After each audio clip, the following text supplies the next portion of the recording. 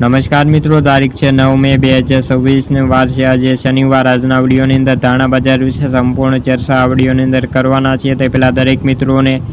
ખાસ નમ્ર વિનંતી કે ચેનલ ઉપર જે મિત્રો નવા આવ્યા હોય તો ચેનલને ખાસ સબસ્ક્રાઈબ કરી દેજો અને વિડીયો પસંદ આવે તો વિડીયોને લાઇક કરી દેજો।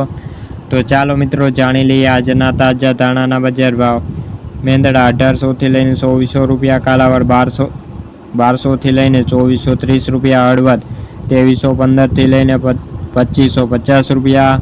સાવરકુંડલા 2000થી લઈને 1525 રૂપિયા, અમરેલી 2390 રૂપિયાથી લઈને 2540 રૂપિયા,